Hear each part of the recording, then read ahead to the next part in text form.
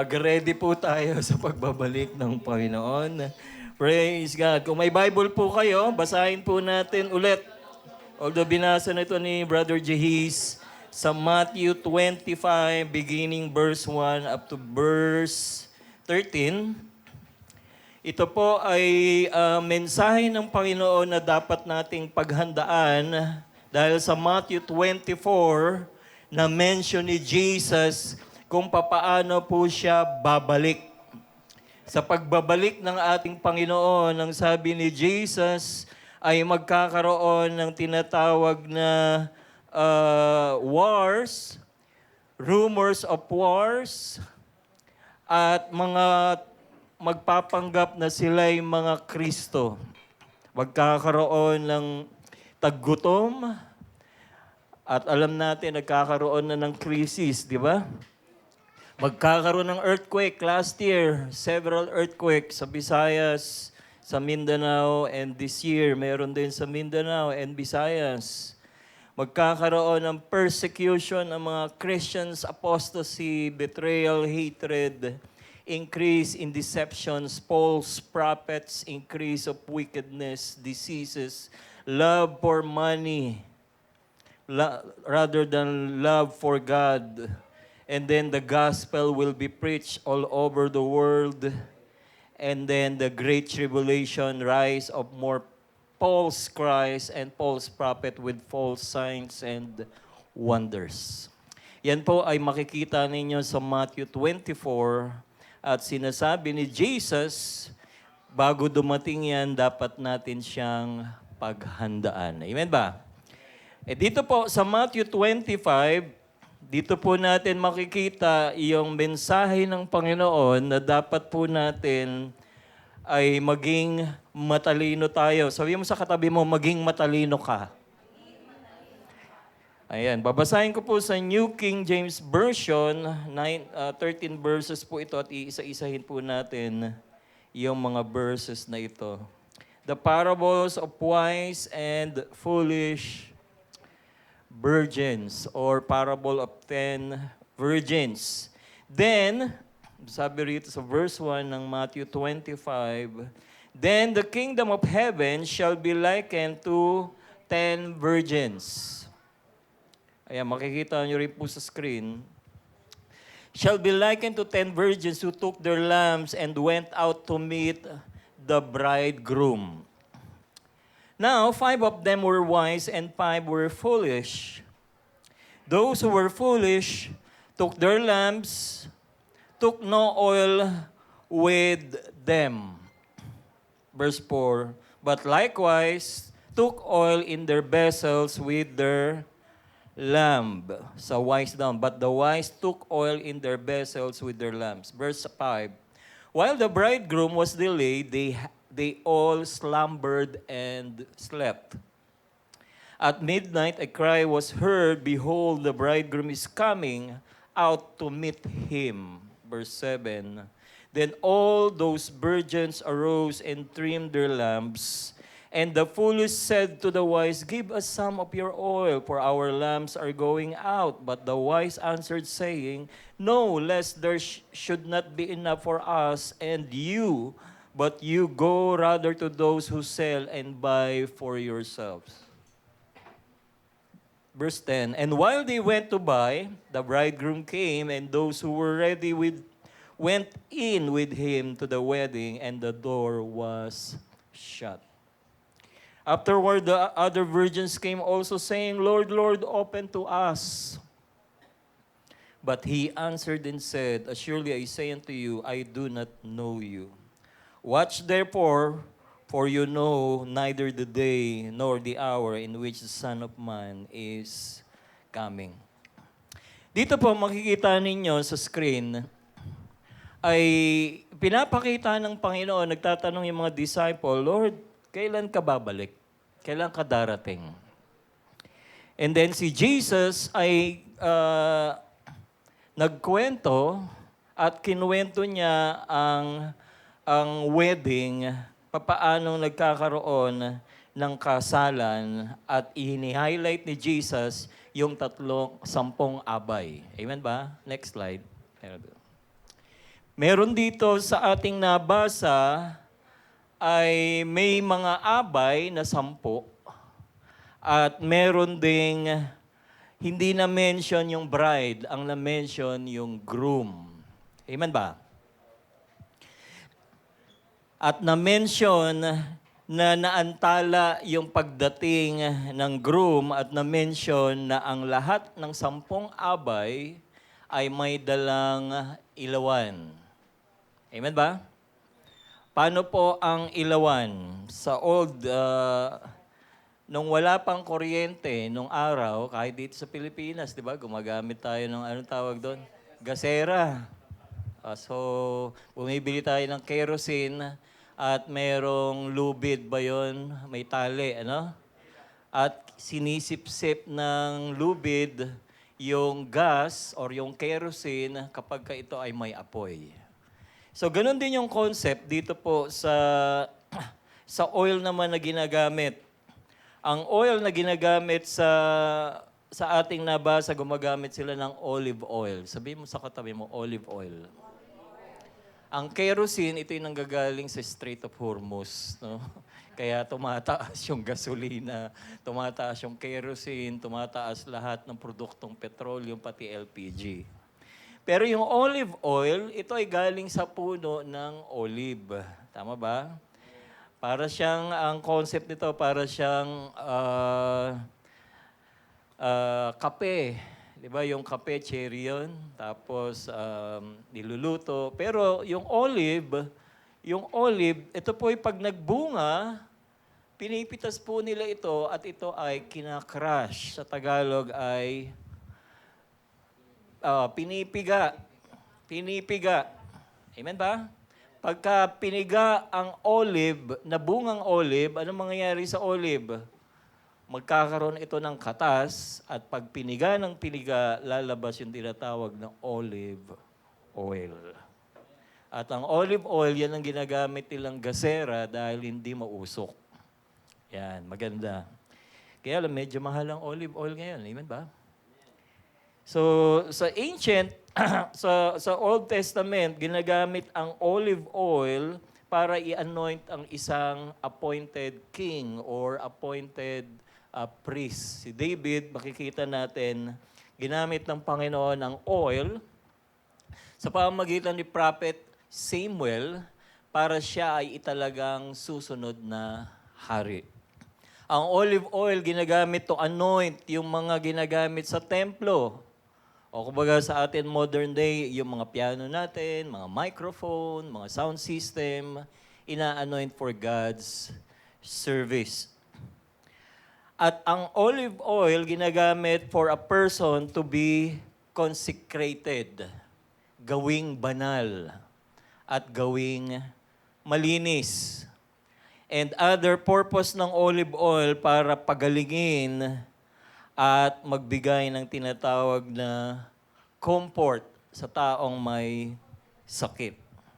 Bukod sa pagbibigay ito ng liwanag, ang oil na nagsisimbolo ay presence of God. Sabihin mo sa katabi mo, presence of God. Yan po yung sa Old and New Testament. Kaya dito sa ating pag-aaral, mga kapatid, sa ating screen, sa context ng Israel, kapag ka ikaw ay mag-aasawa, sino dito ang binata? Widow eh. Wala, no? Si JB na lang yata binata rito. Yung iba, bata pa. Si Jace. Oo nga, si Jace, sorry. Ayan, no? Halimbawa, si Jace, sample lang natin. Sa mga Hudyo, wala silang karapatan para mamili ng asawa nila. Dahil baby pa lang sila o bata pa lang sila, naka-arrange na kung sino ang kanilang magiging asawa. So ang pinapakita rito ay hindi yung love at first sight o yung feelings. Pinapakita rito yung love is commitment. Kahit ayaw mo, kailangan mong gawin dahil ikaw ay itinalaga or commitment. Makikita natin sa panahon ng nativity, si Mary, di ba? Pinagkasundo lang siya ng parents niya kay Joseph. Kung panonoorin niyo ulit yung movie, talagang walang amor o walang euphoria feeling o love at first sight si Mary kay Joseph. Pero makikita nyo sa story, habang dumaraan sila sa mga pagsubok, nai-inlove na rin si Mary kay Joseph. So bago ikasal, yan po yung tinatawag na pagkakasundo. At pag nasa wastong gulang na sila, ang susunod doon ay betrothal. Sabi mo sa katabi mo, betrothal. Ano sa Tagalog betrothal? Yung nagkasundo. Sa atin, siguro ang word natin, mahal mo ba ako? O mahal kita? Tayo na. Engaged na tayo. Parang gano'n, ano? And then magpo-propose na, will you marry me? Bibigyan ka ng ring. And yes. Pero dito, ang betrothal considered as married. Nagpirmahan na sila ng marriage certificate, no? Or marriage for them to be, pwede na silang ikasal. Sa atin, bago ka ikasal, pupunta ka sa City Hall. Tama ba? Sino ba nagpunta na rin sa City Hall? Ako, pumunta sa City Hall. Kami ni Sister Evelyn. Dahil nasa wastong gulang na kami, hindi na kailangan ng consent ng parents. Ayan, nag-follow up kami doon. Merong certificate of no marriage. At magkakaroon ng seminar, paano dumami ang tao at paano kontrolin ang maraming tao. Parang gano'n, ituturo sa inyo yun, yung family planning. And then, paano yung tinatawag na responsible parenthood. At pagkatapos, bibigyan kayo ng marriage license. Tama? Pag marriage license na kayo, pwede nyo nang gamitin yung marriage license, magpakasal kayo kahit saang simbahan sa Pilipinas. At I think nag-expire din yata yun, 6 months, parang gano'n. Pero dito sa ating nabasa, may betrothal at pagkatapos ng betrothal ay yung lalaki, considered na silang mag-asawa. Yung groom o yung bridegroom, siya ay pupunta sa kanyang pamilya dahil yung mga lote o yung mga allotted lot sa Israel, hindi yan binebenta. Kailangan nilang, kailangan dun mismo sila kung saan sila, kung ano yung allotted na lote sa 12 tribes of Israel. Kaya yung lalaki o yung bridegroom pupunta sa tatay niya at for 1 year, gagawin niya yung kanilang magiging bahay. Amen ba? Kaya dito, makikita nyo na inaantay ng 10 bridesmaid. Ano sa Tagalog bridesmaid? Mga abay. Ang trabaho ng abay ay bantayan yung tinatawag na pagdating ng bridegroom, yung lalaking ikakasal, at pagkatapos doon ay sasama silang magkakaroon ng entourage, lilibutin nila ang buong barangay at sasabihin, itong lalaki at ang kanyang asawa ay magsasama na. For 7 days, ginagawa nila yung celebration.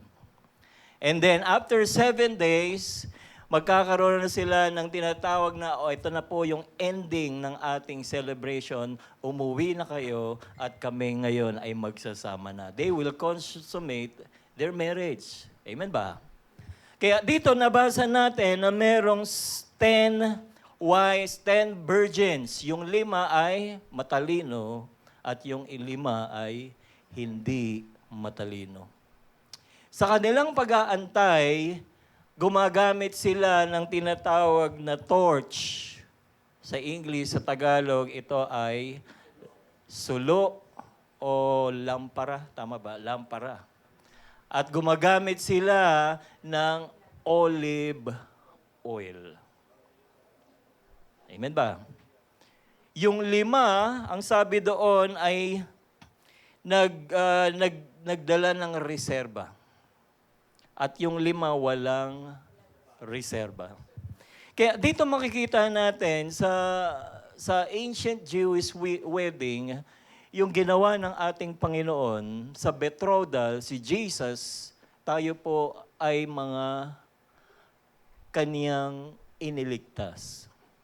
Nagkaroon tayo ng kasunduan sa betrothal, yung iba ay gumagamit sila ng tinatawag na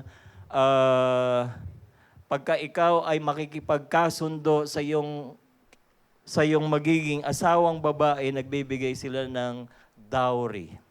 Tama ba? Ano sa Tagalog yung dowry? Doria. Dore. Dote. Ayan. Hindi lote. Pwede rin lote, no?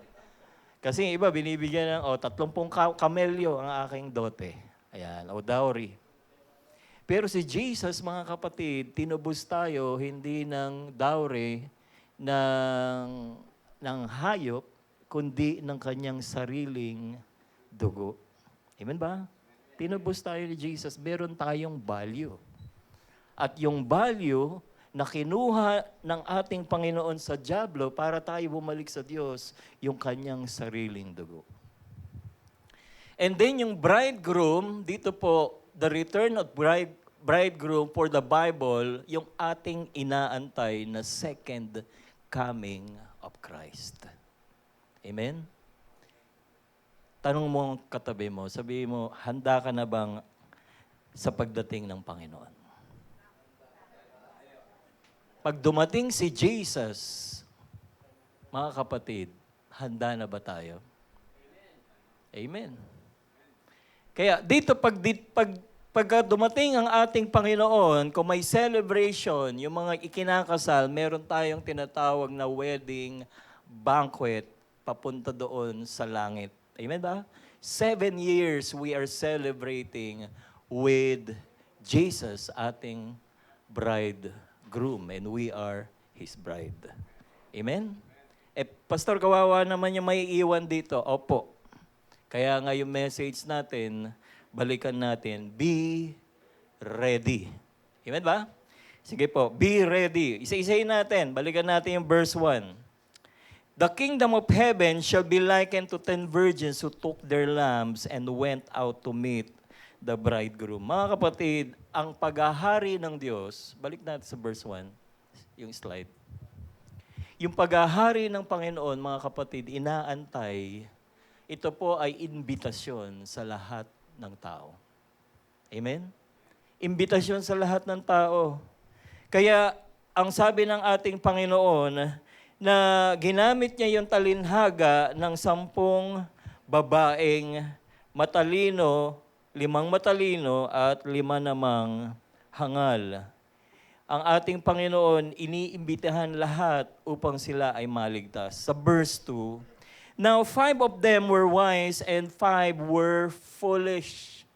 Yung 5 sa verse 2, hindi nagbago yung screen. Yung 5 ay matalino at yung 5 naman ay mangmang. Kaya dito po sa ating kasalukuyang panahon, paano mo malalaman ang tunay na mga Christian? Siguro may bit-bit na Bible, di ba? Siguro maganda yung pamumuhay. Hindi natin alam. Amen ba? Dahil lahat tayo, parang hinahalin tulad, tayong lahat ay mga abay. Unbelievers or believers. Lahat tayo ay may mga lampara. Meron tayong torch. Ngayon ang tanong, sino yung may reserba? Amen? Lahat umiilaw. Hindi natin alam kung sino yung tunay na nag-aantay sa Panginoon at sino naman ang hindi nag-aantay sa ating Panginoon. Sa verse 3, please. Ang sabi dito sa verse 3, those who were foolish took their lamps and took no oil with them. Katulad nga ng ating nasabi, yung langis, ito po ay nagsisimbolo ng banal na spirito. Amen ba? Kapag tayo mga Kristiyano, ay merong banal na santong espiritu, makikita sa ating pamumuhay si Kristo. Amen ba? Makikita sa ating pamumuhay na tayo ay nagliliwanag kahit na tumataas ang gasolina. Pero glory to God, ano? Pag-usapan natin ng konti. Yung conflict sa Middle East, dahil alam natin, yung faith natin ay nakatuon doon sa Israel. Amen ba? Kapag ang Israel ay pinapanalangin natin, sinusunod natin yung sinasabi ng Panginoon na pray for the peace of Jerusalem. The Lord will bless those who bless Israel, and the Lord will curse those who curse Israel. Ang Israel, mga kapatid, ay ginamit ng Panginoon, pinili ng Diyos para pagpalain niya ang lahat ng tao sa daigdig sa pamamagitan ni Abraham. At si Abraham nagkaroon ng 2 anak, si Ismael. Now, sila yung tinatawag na Arab nation sa Middle East. At yung kanyang pangalawang anak ay si Isaac. Ito na yung modern day Israel. Kaya ang role ni Ishmael o yung Arab nation ay suportahan ang anak ni Abraham through Isaac na si Israel. At nakakatuwa ngayon, nagkakaroon na yung fulfillment na nagkakaisa na ngayon ang Arab nations na suportahan ng Israel dahil doon na nila pinapadaan yung pag-deliver ng langis sa atin, sa Asia, hindi lang sa Pilipinas, kundi sa mga other countries sa Southeast Asia. Amen ba? Dati ayaw nilang pansinin, pero ngayon ay tumataas na yung kanilang trust sa Israel. Yung sinasabi ni Donald Trump na Abraham Accord. Amen ba? Kaya yung Abraham Accord, ano na Abraham Accord? Dahil alam nila na ang Arab nation, yung mga Muslim, ito ay lahi ni Abraham through Ishmael. At yung Israel ay lahi ni Abraham through Isaac. Amen ba? Kaya yung ginagawa ngayon ng US led with Israel against Iran, alam naman natin yung Iran, ang kanilang pag-iisip ay taliwas sa Biblia. Gusto nila, number 1, patayin lahat ng Israelites. Ayan ang kanilang, yan ang kanilang religion, di ba? Death to Israel, death to America. Kaya they will not prosper. Amen ba? And then sa wisdom ng Panginoon, sa pagsama ng Panginoon, nagkaroon ng tinatawag na control ngayon, Strait of Hormuz, controlled by US. At meron na ngayong tinatawag na peace talk. Dahil isipin niyo mga kapatid, daanan lang natin ng konti. Ang mga kalaban ng Israel, ito po ay Iran. Ito rin po ay Lebanon, yung Gaza, at karamihan sa kanila ay funded ng Iran. Katulad sa Gaza, sino po yung funded ng Iran sa Gaza sa mga terrorists? Hamas. Hamas. Sa Lebanon, sino ang funded ng Iran na mga terrorists? Hezbollah. Yung Houthis, saan naman sila? I think sa Syria o Yemen. Kaya makikita natin na yung sinasabi nila yung axis of evil, ang funding nila galing ng Iran. Yung dating Persia. So, glory to God, nagkakaroon na ng peace ngayon. At yung gawa ng kaaway ay na-neutralize. Kasi ang thinking ng Iran, kapag nakagawa sila ng weapons of mass destruction, yung tinatawag na nuclear bomb, isang bomba lang, isang bansa, patay lahat. Parang si Hitler, di ba? Long time ng World War II, World War II, pinatay, ilang milyon ang pinatay ni Hitler ng mga Hudyo? 6 million. So, ganun ang thinking din ng Iran. Pero ngayon, glory to God, and na-neutralize His law. I do believe darating na ang Panginoon. Amen ba? Magkakaroon na ng peace. And I do believe, pagdating ng Panginoon, tayo po yung matatalinong nag-aantay sa Panginoon. Sa verse 4, but the wise took oil in their vessel with their lamp. The wise took oil, their vessel, in their lamp. Sa pagdating ng Panginoon, mga kapatid, ang sabi ng 1 Thessalonians chapter 4, verse 16 and verse 17, maririnig nating lahat yung tunog ng trompeta.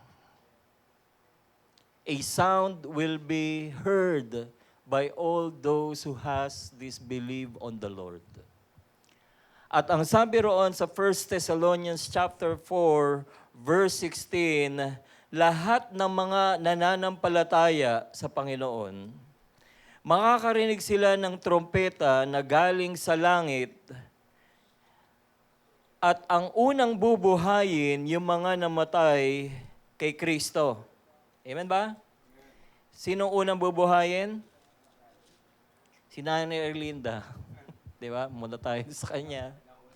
Siya yung unang bubuhayin, although kinremate daw siya. Pastor, paano yun kung dinonate yung kanyang puso sa taong buhay? Si Lord lang bahala doon, ano? Baka kasama yon sa resurrection ni Lord. Dahil yung iba, nagdo-donate ng mata pagka namamatay sila. Tama ba? Ibabalik ba sa kanya yon? Si Lord lang ang gumawa ng mata. I do believe the Lord will make a new one for a person. Ang sabi rito sa 1 Thessalonians chapter 4, verse 16, basahin ko po sa New King James Version, for the Lord Himself will descend from heaven with shout, with the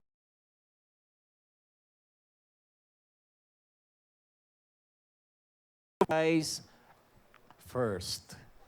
Sinong unang pupunta ng langit sa salubungin ng Panginoon? Yung mga namatay.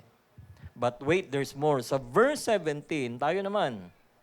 Then, we who are alive, tayo naman ng mga buhay, and remain, shall be caught up together with them in the clouds to meet the Lord in the air, and thus we shall always be with the Lord. Ito na po yung inaantay nating may mga oil of the Holy Spirit.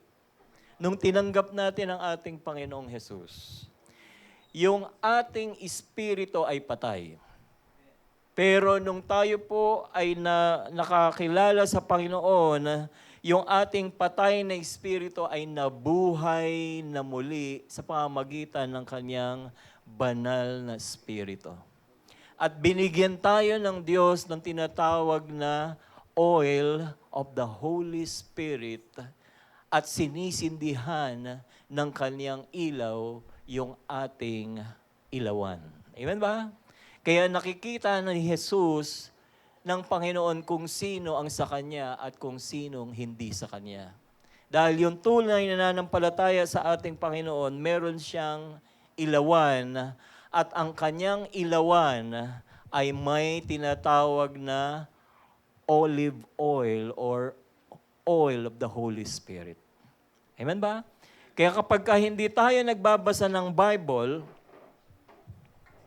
hindi tayo nagpipray, hindi tayo nananalangin, nag-aayuno o nagbabahagi ng salita ng Diyos, ano mangyayari sa ating oil? Nauubos. Amen ba? Kaya kailangan ito na re-replenish araw-araw. Kaya dito sa ating nabasa, mga kapatid, but the wise took oil in their vessel with their lamps. Mga kapatid, kailangan tayo laging may reserbang langis ng banal na spirito. Huwag nating hayaang matuyuan tayo. Amen ba? Nasubukan niyo ba matuyuan yung kotse niyo walang oil? Sino may sasakyan? Ano mangyayari sa kotse kapag walang langis, natuyuan? Kakatok. Magkano yung, ang tawag doon? pa-overhaul, napakamahal. Siguro sa truck, mga 100 na. Sana kung ma-repair pa, no? Yung iba, papalitan talaga, hindi lang change oil, talagang change engine, change of the heart. Amen ba? Kaya dito tayo maging matalino. Ito po yung sinasabi ni Jesus dito sa parable, yung hidden reserve of the wise. Modern day, mga kapatid, na sinasabi ni Jesus, tayo yung wise virgin, 5 virgin, na merong reserve. Ang pinagkaibahan natin sa mga nagsasabing mga Kristiyano sila, tayo ay may totoong banal na spirito. Yung banal na spirito, ito po yung ating relationship with the Lord. Pagdating ng langit, lahat tayo haharap kay Jesus, maging sa ating amang nasa langit. Marahil itatanong sa atin ni Lord, kailan tayo huling nag-usap? Diba? Anak, kailan tayo huling nag-usap? Marahil sasagot natin, Lord, nung last year, nung anniversary.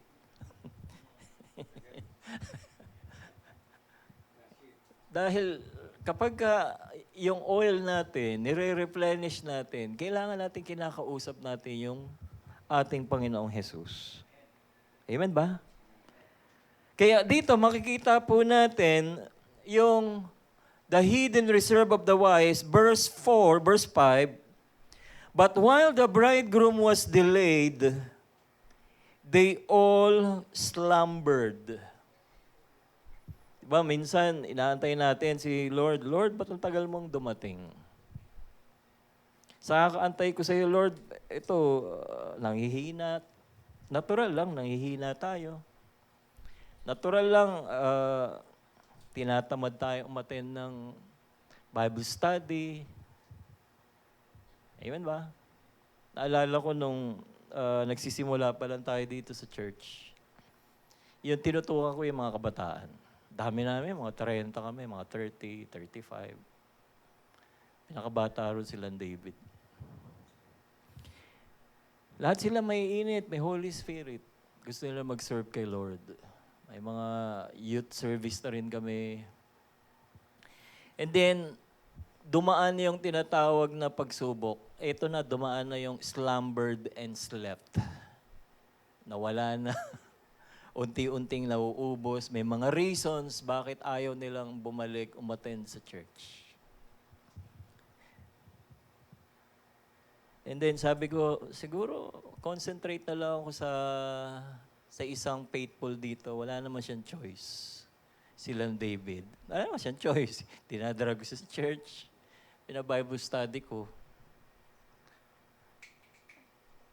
Ayun, glory to God. Hindi naman siya nag-backslide. And then ngayon, ginagamit na siya ni Lord.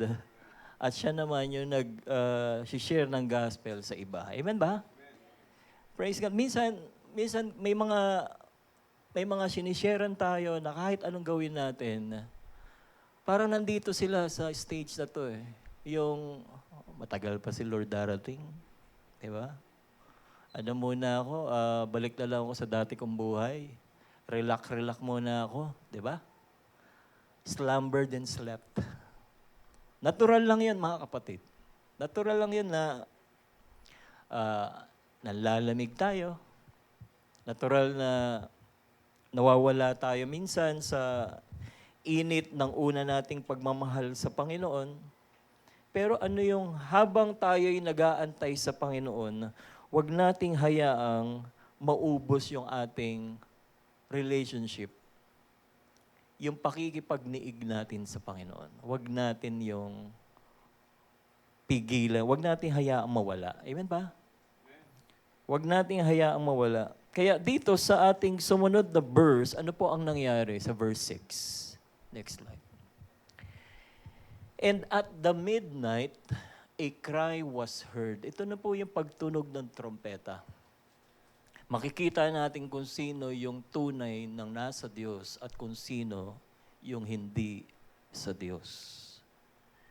A rapture will come anytime. Magkakaroon po ng tinatawag na rapture of the church. Nakakatakot yung mga may iwan. Yung mga tulog at yung kanilang mga ilawan ay aandap-andap at wala pang reserba ng banal na spirito. At the midnight, a cry was heard. Behold, a bridegroom is coming. Go out to meet him. Amen ba? Ano po ang nangyari sa mga taong tulog? Lahat po sila ay tulog. Amen ba? Walang hindi tulog. Pare-pareho natin, yung mga unbelievers, natutulog din sila. Paminsan-minsan, nagpa-party rin tayo, Christmas party. O, di ba? Anong difference natin? Minsan, pa-browse-browse sa internet, sa Facebook, panood-nood ng Netflix. Wala tayong pinagkaibahan. Pero ano po ang meron sa matalino? Amen. Verse 7, ano yung pinagkaibahan nila? Then all those virgins arose and trim their lamp. Ay, kailangan medyo yung aking espiritu, kailangan ko umattend ng youth camp, no? Kailangan ko umattend ng convention. Kailangan ko umattend ng prayer meeting kasi aandap-andap. Kailangan kong i-fine-tune ang aking relationship kay Lord. Amen ba? Kailangan ko ulit na bumalik sa aking paglilingkod yung zeal of worshiping and serving God. Then all those virgins arose and trimmed their lamps. Pare-pareho sila, mga kapatid. Pero ano yung difference? Verse 8. Ito na yung verse 8. And the foolish, yung mga walang reserbang oil.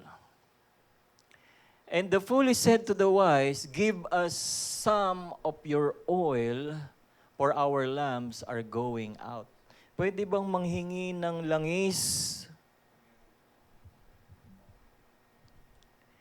Ang kaligtasan natin sa Panginoon, hindi natin pwedeng hiramin.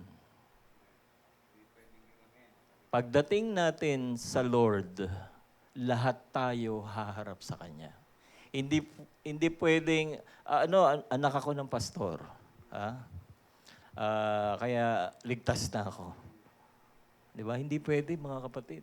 Hindi tayo pwedeng manghiram ng oil. We have to make sure we have reserved oil. The foolish said to the wise, give us some of your oil, for our lamps are going out. Ano ang sabi? Crisis of the unprepared. Ito na, wala nang chance. Wala nang chance. Hindi na sila magkakaroon ng chance. Verse 9. Verse 9. Pwedeng, next slide. But the wise, pwede ba sahin natin sabay-sabay? Sino may mga matatalino dito? But the wise saying, no, lest there should not be enough for us and you, but you rather to those who sell and buy for yourself. Hindi pwede. Kailangan magbasa ka rin ng Bible. Hindi pwedeng, Pastor, nagpapadala naman ako ng tithes dyan. Okay na siguro, pag-pray mo na lang ako. Hindi. Minsan sinasabi ko, Brad, mas kailangan ka namin kaysa yung tithes mo. But we welcome your tithes. Amen ba? Dahil ang kaligtasan, mga kapatid, ay kanya, individual. Pastor, bakit yung asawa ko na-rapture, ba't ako hindi? Meron ba sa Bible nun? Meron. Sa Matthew 25, ang sabi ni Jesus, Matthew 24:36, wala yan, but of that day and hour no one knows, not even the angels of heaven, but my Father only. Walang nakakaalam kung kailan darating ang ating Panginoong Jesus. Kaya kailangan natin magbantay. Be ready. And then sa Matthew 24:41 to 41, Two men will be working together in the field. Meron daw nagtatrabahong dalawang lalaki. Yung isa ay kukunin, mararapture. One will be taken, the other left. Two women will be grinding flour at the mill. One will be taken, the other left. Kaya the same message, sabi ni Jesus sa Matthew 24, verse 42, bago itong verse ito, so you do, so to you, too must keep watch, for you don't know what day your Lord is coming. Kaya yung message natin ng 10 virgins, God is reminding us to be ready. Amen ba? God is reminding us to be ready. Pagdating ng Panginoon, may isa kukunin, yung isa may iwan. Pag-usapan natin ng konti. Pastor, ano mangyayari sa may iwan? Sabihin na natin, nag-rapture. Naiwan ako.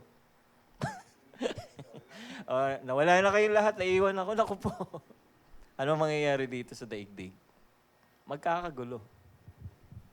Malamang maghahari-harian yung mga Iranian na yan, atakahin nila yung Israel, at magsisimula na silang magkaroon ng one world government, at lahat ay rarasyonan ng langis, rarasyonan ng grocery, at para malaman na identity mo, i-access yung Google mo, yung Gmail mo, yung Facebook mo, at alam niya kung sino yung mga friends mo, at tatatakan ka ng 666. Boink. At may GPS, alam niya kung saan ka nagpupunta.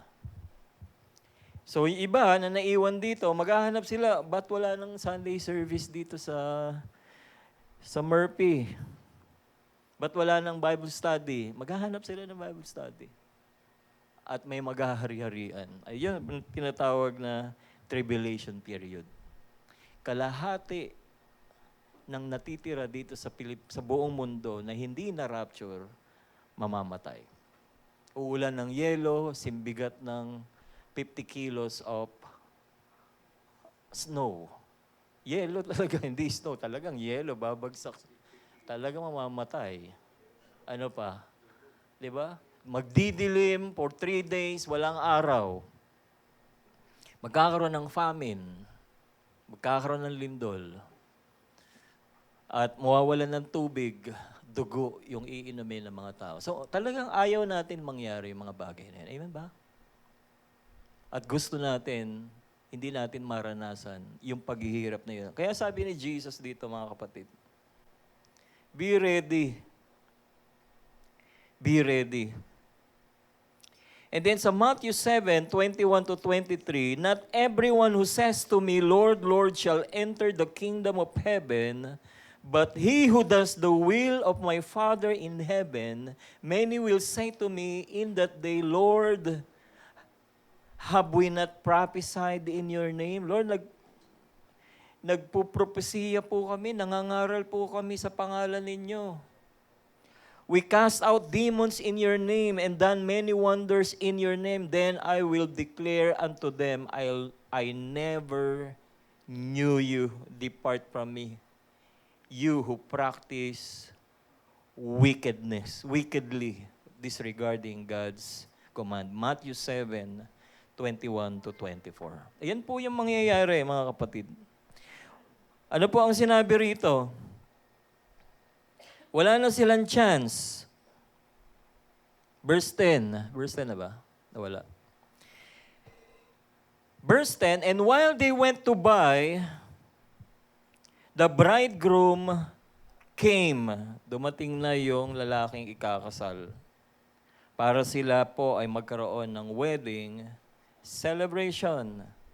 And those who were ready went with him. Yung 5 nakasama. And the door was shut. Yan po yung inaantay natin na blessed hope.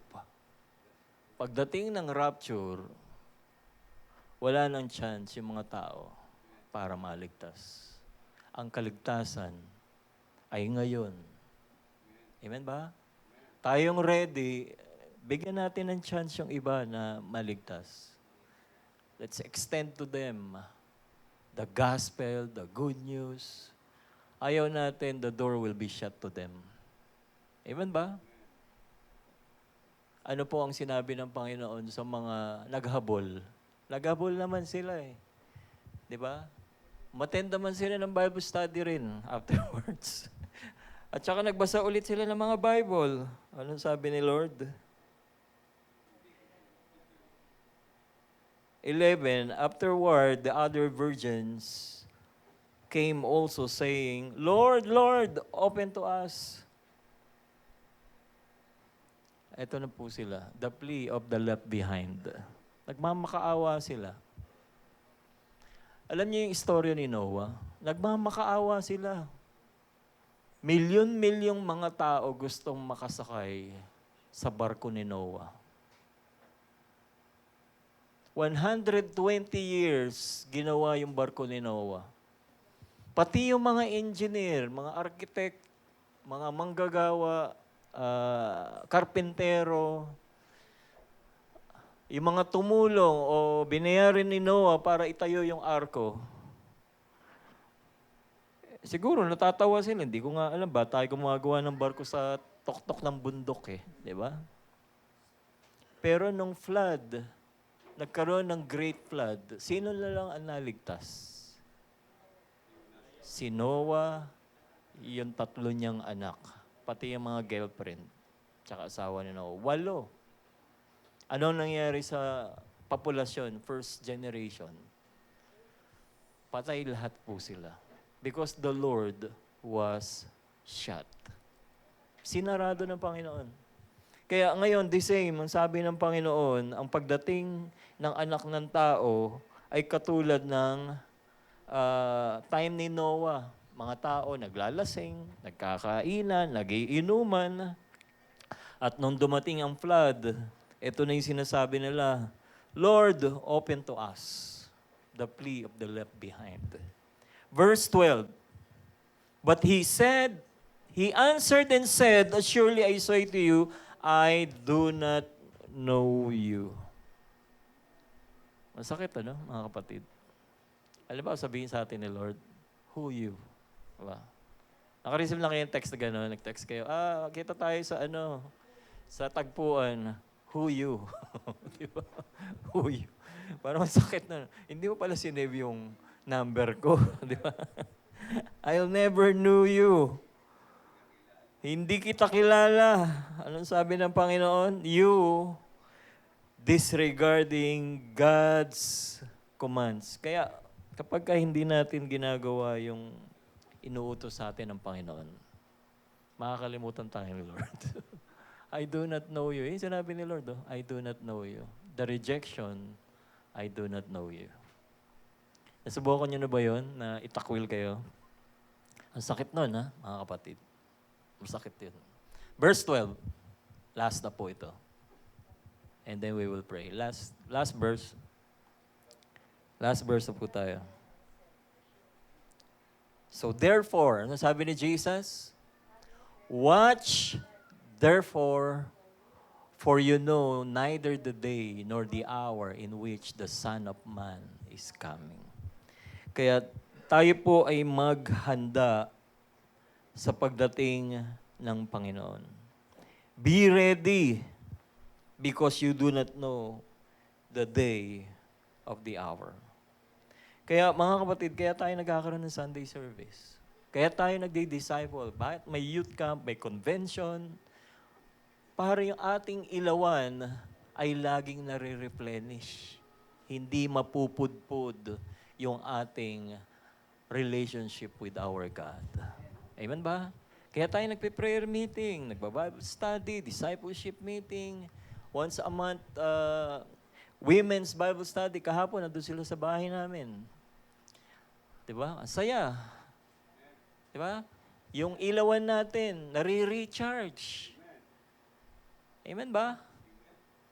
Kaya kung kayo po ay aandap-andap ang ating ilawan, maging handa po tayo sa Panginoon. Sabi ni Jesus sa Matthew 24, I think verse 14, sinabi ni Jesus na, pray that your plight may not be in winter. panalangin nyo ng inyong pagtakas o yung rapture of the church, wag maitaon na tayo ay nanlalamig. Bagkos tayo ay naghihintay, nag-aantay at sabik sa pagbabalik ng ating Panginoong Jesus. Amen ba? Praise God. Tumayo na po tayong lahat mga kapatid. Palakpakan po natin ang Panginoon. Amen.